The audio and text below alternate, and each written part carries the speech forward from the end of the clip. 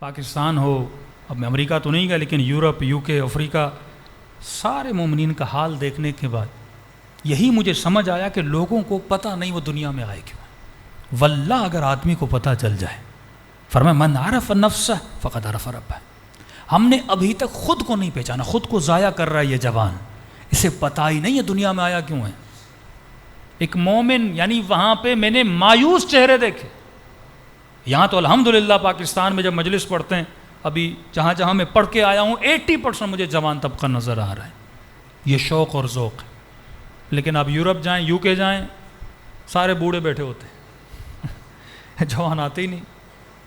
جو کشش آپ کو یہاں مل رہی ہے وہاں نہیں ہے، کہ لوگ سسٹم کو نہیں سمجھ پاتے، مطلب کفر کے سسٹم میں رہتے وہ اسلام والا بننا چاہتے، ہو نہیں سکتا۔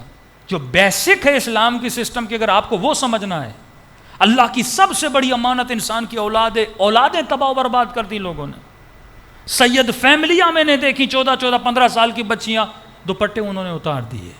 اب کہتے ہیں مولانا ہم نے تو بڑی کوشش کی۔ کیا کوشش کی تم نے؟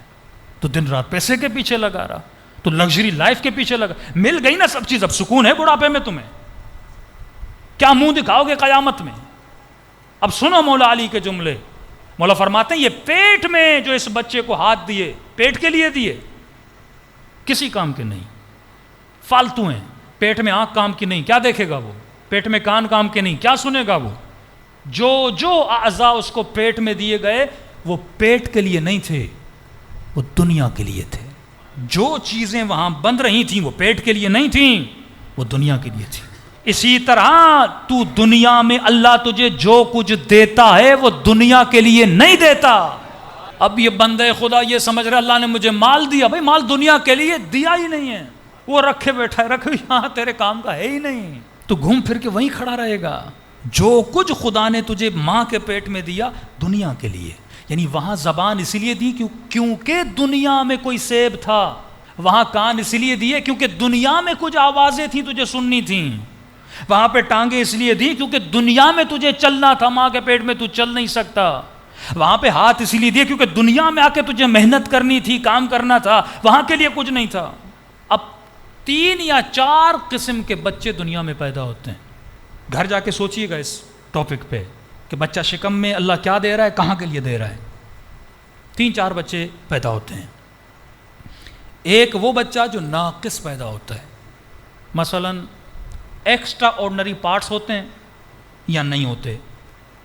ایک بچہ پیدا ہوا جس کے 2 دل ہیں، اب یہ کمال نہیں کہ یہ 2 دل لے کر آیا، یہ نقص ہے۔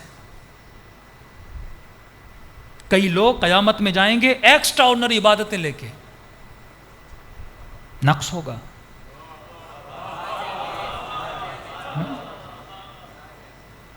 یہ جو بار بار جن کو بڑا شوق ہوتا ہے خود کو ولایت والا کہنے والا، تجھے عبادت بھی لمٹ میں کرنی ہے، وہ طریقہ، وہ حدود جو خدا نے بتائے وہ تمہیں استعمال کرنے۔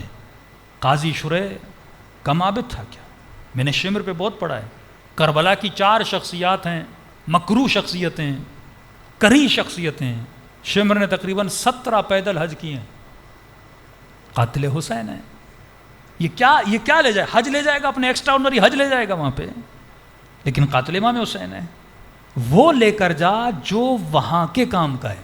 ایک بچہ پیدا ہوتا ہے ایکسٹرا آرڈنری آرگنس لے کے، 2 دل لے کر آیا، 4 پھیپھڑے لے کر آیا، ایک جسم، 2 سر لے کر آیا۔ اب آپ جیسے اس بچے کو دیکھتے ہو فوراً کہتے ہو بچہ ایب نارمل ہے۔ آپ کو کس نے بتایا ایب نارمل ہے؟ ڈاکٹر نے نہیں، دیکھ کے بتاتے ہو یہ ایب نارمل ہے، دیکھ کے بتاتے ہو یہ سالم ہے۔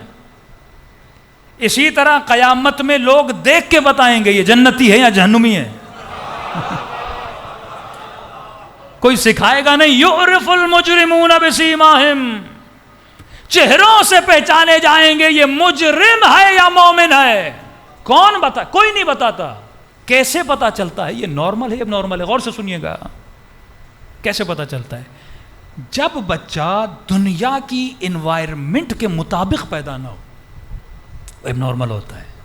دنیا کی خاص انوائرمنٹ ہے، سننے کے لیے کان چاہیے، سانس لینے کے لیے پھیپھڑے چاہیے، کھانے کے لیے منہ چاہیے، پانی کے لیے کڈنیز چاہیے، ایک پورا سسٹم ہے، معدہ صحیح ہو، پھیپھڑے صحیح ہو.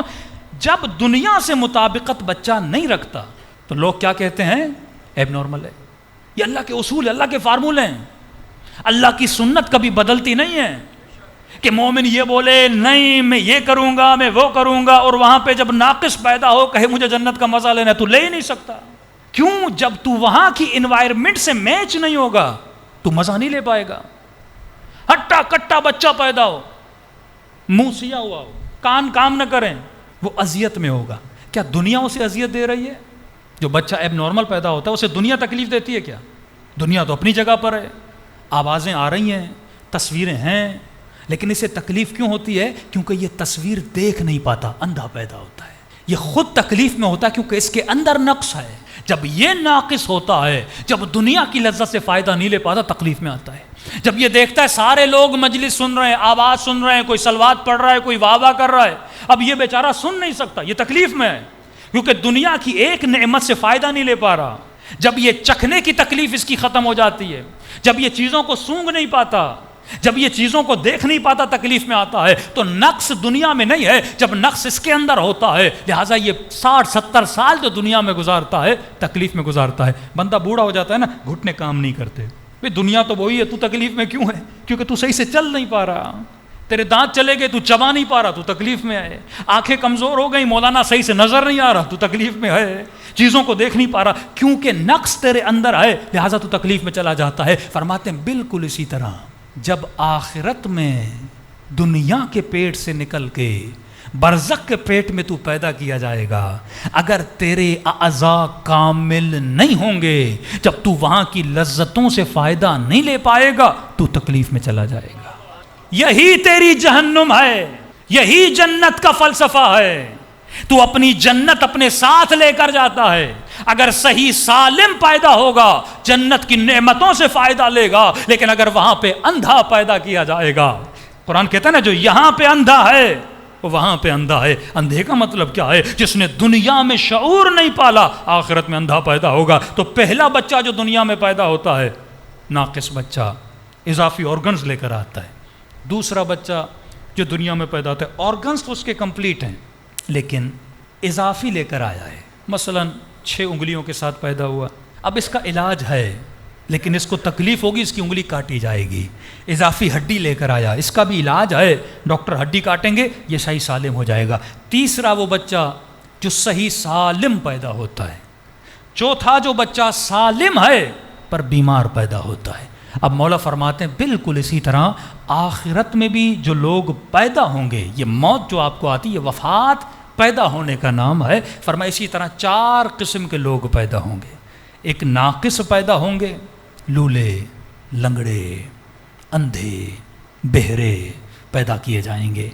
دوسرے وہ ہوں گے جو پیدا ہوں گے اضافی لے کر آئیں گے، جن کو برزخ میں عذاب کے ذریعے سے جس طرح یہاں ڈاکٹر تمہارے جسم کو سیٹ کرتا ہے اسی طرح ان کو سیٹ کیا جائے گا. تیسرے وہ جو بیمار پیدا ہوں گے، پھیپھڑے تو ہیں پر طاقتور نہیں ہیں، ان کو مشین میں رکھنا پڑتا ہے 1 مہینہ 2 مہینہ جب تک یہ بچہ سیٹ ہو جائے. کمزور پیدا ہوا ہے، اسے الگ رکھا جاتا ہے تاکہ یہ سیٹ ہو جائے. اسی طرح کئی لوگ برزخ میں جائیں گے جو بیمار ہو کر جائیں گے، اب اسے برزخ میں ایک وقت گزارنا پڑے گا یہاں تک کہ یہ برزخی جنت میں چلا جائے. فرمایا اور کچھ وہ ہیں جو صحیح سالم پیدا ہوں گے، فوراً وہاں کی نعمتوں سے جا کے استفادہ کریں گے. مولا وہ کون ہیں؟ فرمایا وہ علی اور آل علی کے شیعہ ہیں، جو صحیح سالم پیدا ہوں گے، جو وہاں پہ نعمتوں سے جا کے فائدہ لیں گے. کہ مولا ناقص کون پیدا ہوں گے؟ فرمایا کافر، مشرک، منافق. یہ قطع الاعضاء کے ساتھ پیدا ہوں گے، کیونکہ برزخ میں بھی اللہ تجھے کیا دے گا؟ جسم عطا کرے گا. فرمایا جسم کوئی نہیں بناتا، اے مؤمن، اے مؤمنہ، تو اپنا جسم خود بناتا ہے. آنکھوں سے اگر حرام کی طرف نہ دیکھے گا، یہ آنکھیں قیامت میں صحیح سالم ہوں گی. آنکھیں دنیا کے لیے نہیں ہیں، آنکھیں آخرت کے لیے ہیں۔ ہاتھوں سے کسی کا مال نہیں کھائے گا، کسی پہ ظلم نہیں کرے گا، ہاتھ وہاں پہ نورانی ہوں گے۔ زبان سے جھوٹ نہیں بولے گا، غیبت نہیں کرے گا، کسی کی برائی نہیں کرے گا، وہاں پہ زبان صحیح سالم ہوگی۔ شکم میں لقمہ حرام نہیں جائے گا، شکم وہاں پہ صحیح سالم ہوگی۔ اعضائے نکاح سے حرام کاریاں نہیں کرے گا، وہاں پہ ہر شے خدا صحیح سالم دے گا۔ پھر آواز آتی ہے کہ قیامت کے دن یوم تری المؤمنون والمؤمنات یسعی نورہم بین ایدیہم وبایمانہم، جب لوگوں کو لایا جائے گا ان کے پورے وجود سے نور نکل رہا ہوگا۔ مولا یہ کون ہے؟ فرماتے ہیں علی کے شیعہ نور کے ممبروں پہ بیٹھے ہوں گے۔ علی کا شیعہ کون ہے؟ جو سلمان کی طرح اپنے جسم کو یہاں بچائے تاکہ عالم برزخ میں صحیح سالم جسم لے کر پیدا ہو۔ صلوات پڑھے محمد و آل محمد۔